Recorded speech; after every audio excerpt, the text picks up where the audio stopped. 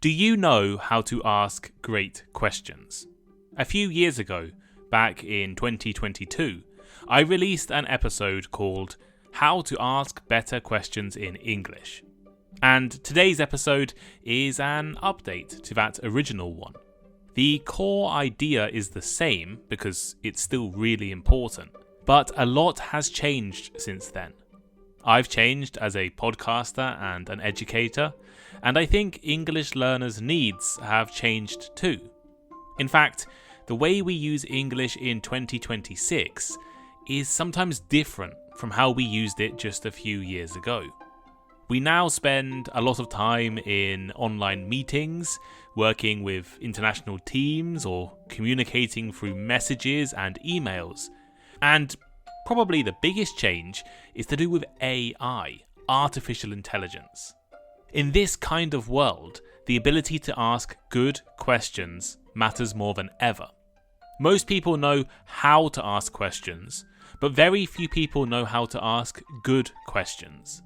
And learning how to do that can change your English, your conversations, and the opportunities you have.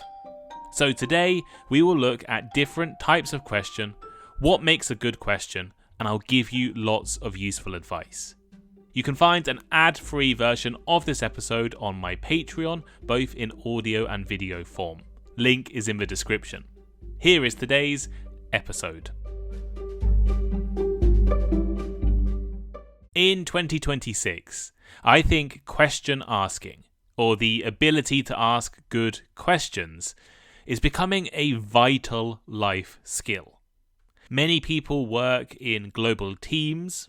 Maybe you sit in online meetings with people you've never met in person. Or maybe you build professional or personal relationships through messages, emails, and short conversations on Instagram. In all of these situations, asking the right question at the right moment can make a huge difference.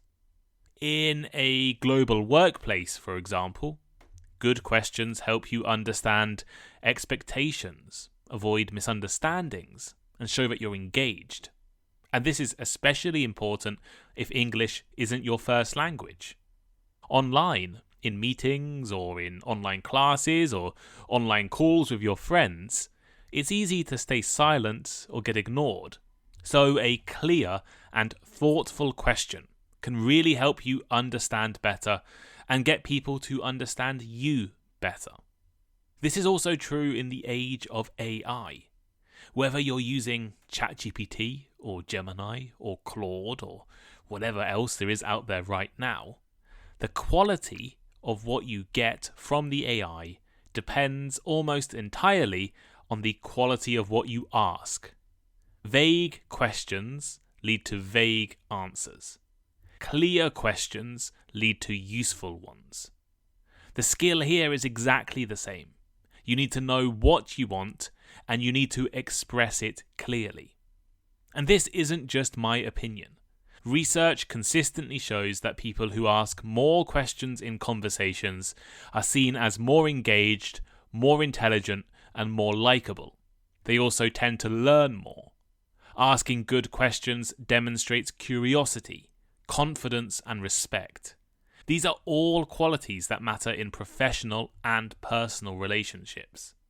We live in a world full of information. Answers are everywhere. You can Google almost anything, or AI can generate explanations in seconds. But what really matters now is whether you're asking the right questions to get the right answers. Because if you're not asking good questions, the information that you get from Google or from Gemini may be incorrect or not exactly what you are hoping for. Most people are not very good at asking questions. This isn't an English learner problem. Native speakers are just as bad, maybe worse, at asking questions. I've probably made mistakes myself asking questions. I've sat in university lectures and business meetings where someone asks a question and halfway through that question, everyone in the room is already confused or bored or frustrated. One common problem is rambling questions. People talk for so long that by the time they finish, it's no longer clear what they're actually asking. Sometimes the question includes background information that isn't necessary.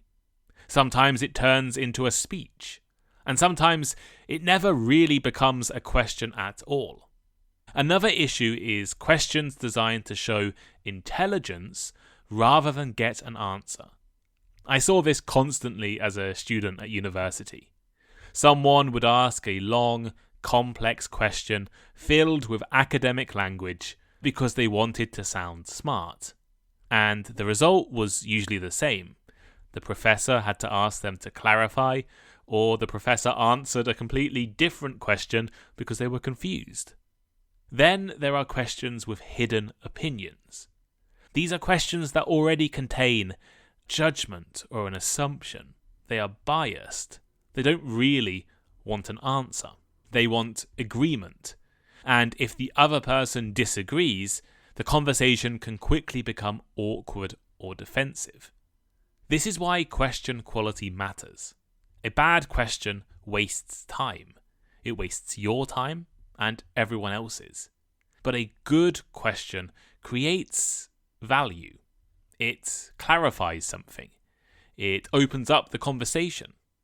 And it leads to better understanding and better outcomes, hopefully. I think we should talk about some of the different types of question. It's useful to think about why you're asking a question. Different questions serve different purposes, and once you understand that, choosing the right type of question becomes much easier. I have grouped these questions into different types based on my own opinion, but there are many different ways to do this. The first type I would talk about is information questions. Information questions are the most basic and most common type of question. The purpose is simple. Get information. We can divide these into closed and open questions. Closed questions usually have one or two possible answers. Normally, yes or no. They're useful when you need something clear and specific. For example, did you finish the report? Or is the meeting at 11? The answers to these questions are either yes or no. Yes, I finished the report. Open questions, on the other hand, invite explanation. They usually begin with what, why, or how. Open questions are far better for learning because they give the other person an opportunity to think or explain something or share information you didn't even know to ask for. For example, why did you choose to study this subject? How does this usually work? If your goal is understanding rather than confirmation, open questions are almost always the better choice.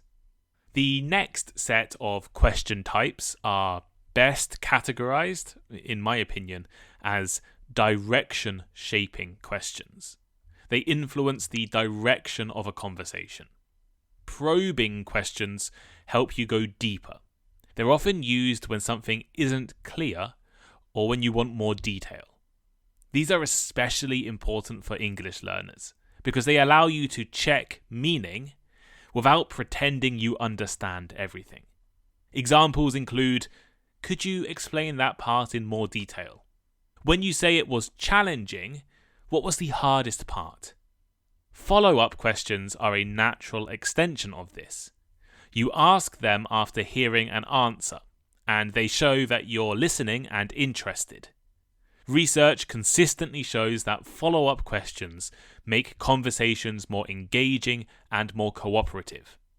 There are also refocusing questions, which are really useful when a discussion goes off track. Instead of interrupting or disagreeing directly, a well-timed question can gently bring the conversation back to the main point. What does this mean for the deadline? Or, so what's the next step from here? Some questions are explicitly designed to influence rather than understand. leading questions are the most common example. These questions suggest an answer. They suggest a preferred answer, or they maybe include the speaker's opinion inside the question. They often appear in sales or persuasion, media interviews, or police interrogations. Don't you think this plan is too risky? Wouldn't you agree that this is the best option? Both of those questions have an opinion in them already. Too risky. Best option. So the person you're asking the question either has to agree with you or disagree with you. And humans are much more likely to agree than disagree. The problem with this type of question is that they are risky. People may agree to just avoid conflict, or they may feel manipulated and become defensive. In everyday conversation, leading questions can limit an honest discussion, and they can damage trust. That doesn't mean they never have a purpose, but in most conversations they should be used very carefully. There are also questions designed to understand how someone feels or how they see a situation. These are often called affective questions. They are extremely important in workplaces or in friendships. Understanding emotions helps you prevent misunderstandings and builds trust. For example, how do you feel about moving to a new team? Was that change stressful for you? However, these questions require cultural sensitivity. In some cultures, talking openly about feelings is normal. In others, it might feel too personal or too inappropriate. Good communicators adjust their questions based on context and relationship. Two useful techniques that combine several question types are funnel questions and iterative questions.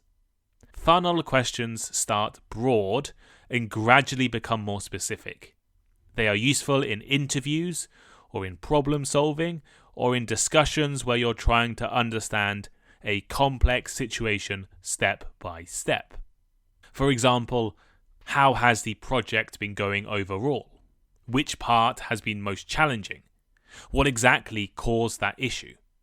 You are narrowing down on the real topic. Iterative questions build on previous answers. They involve taking an answer and immediately refining it with a follow-up.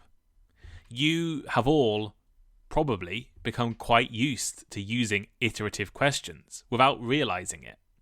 This is because we use iterative questions a lot when it comes to working with AI tools. For example, ChatGPT. Can you make a summary of this document? That's a good summary, but can you explain it as if I were a beginner? Can you make it a little bit simpler? Can you add this? Can you take away this? This is an iterative question. You get an answer, a response, and you ask another question to improve the answer. At this point, it's important to be clear about something. A question can be grammatically correct, but still be a bad question. English learners often focus on technical accuracy. Focus on the right word order, the correct tense, the correct question form. And of course, all of that matters. But correctness alone doesn't make a question good. A good question is communicatively effective, not just technically correct. A good question is clear and concise. The listener should immediately understand what you're asking without needing clarification. If a question is too long or too complicated, people stop listening. They don't care. Second, a good question has a clear purpose. Before you ask it, you should know why you're asking. Do you want information, clarification, a deeper understanding? To start a conversation, to make a friend? Third, a good question invites a useful or interesting answer. Fourth, a good question moves the conversation forward. It adds something. It helps the discussion develop instead of stopping it. And finally, A good question respects the listener's perspective. It doesn't assume too much. It doesn't push an opinion. It gives the other person room to answer honestly and in their own way. A technically correct question shows that you know the rules of English. A communicatively effective question shows that you understand how English is actually used between people. So, how do you actually get better at asking questions? Well, here is some advice. The first step is simple: ask more questions. Many English learners stay quiet because they're afraid of making mistakes. But silence often creates a worse impression than imperfect English. That said, more questions doesn't mean endless questions. Quality matters more than quantity. Good question askers are active, and they ask questions because they're curious. Follow-up questions are one of the most powerful tools you have. They show that you're listening. They show that you care. They make conversations feel natural. You don't need complicated language to ask a good follow-up. Simple things work extremely well. Why? How? What happened? What happened next? If you want better conversations and more understanding, open questions should be your default. Open questions invite explanation, reflection, and I guess they help the other person express themselves in their own way. A very simple example is, instead of saying, "Do you like cats?" say, "What is your favorite animal?" Right? It's a very elementary school example, but hopefully you can all understand it. Instead of saying, "Do you like something?" "Do you want something?" say, "What would you like? What do you want? How do you do this?" There are some clear exceptions, like business decisions or fact-checking. That's very important when you need a confirmation or you need a final answer. Closed questions are much more effective. You just want a closed yes or no answer. One of the easiest ways to improve your questions is to take your opinion out of them. Leading questions limit honest answers. They push people to agree with you, or they push people to stay silent instead of expressing what they really think. By using more neutral language, you will probably get better responses. And better responses lead to better conversations. If you want useful answers, let the other person do the thinking. And short questions are usually better questions. As a general rule, try to ask a question in one clear sentence. If you need more explanation, you can always follow up later. This is especially important in spoken English. Spoken language needs to be processed in real time, and long questions increase the chance of confusion. For non-native speakers, shorter questions are also safer. They reduce mistakes, and they make you sound more confident. One important piece of advice you will hear a lot is that great questions start with listening. Listening is an active skill. When people struggle to ask good questions, the real problem is often poor listening. When you don't listen carefully, a few things happen. You ask questions that have already been answered. You miss important details. You create awkward moments where the other person thinks that you were not paying attention. None of this helps a conversation move forward. Good listening means letting answers finish even if you think you already know what the person is going to say. It also means resisting the temptation to plan your next question while the other person is still talking. Simple, non-verbal signals matter. Eye contact, nodding, and small reactions show that you're engaged. These signals make the other person more comfortable and more willing to continue speaking, at least in a native English speaker context. I know some cultures don't necessarily like eye contact or nodding or have different ways of showing you're engaged. In natural conversations, topics don't always stay where you expect them to. Some of the most interesting and useful discussions happen when a conversation moves in an unexpected direction. If you're listening properly, You can recognize when it makes sense to follow the new path. At the same time, there are moments when a conversation needs to be guided or redirected. Instead of interrupting or disagreeing, you can use questions to bring the focus back. Questions that connect the current topic to the original goal and keep the conversation moving. To end this episode, I think we should talk a little bit about AI. Some people worry that AI will reduce the need for communication skills.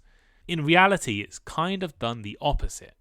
AI has made the ability to ask clear and good questions more important. When you use AI tools, the quality of what you get depends almost entirely on the quality of what you ask. Vague prompts lead to vague results.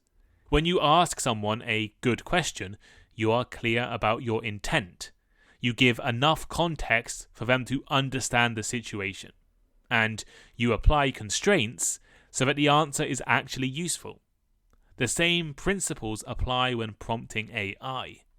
This means that learning how to ask better questions transfers directly into how effectively you can use AI tools. If you're not careful, AI can weaken your curiosity. It becomes easy to stop questioning and to accept the first response and move on. So your goal should be to use AI as a tool that works with your questions, and that only works if your questions are thoughtful and intentional.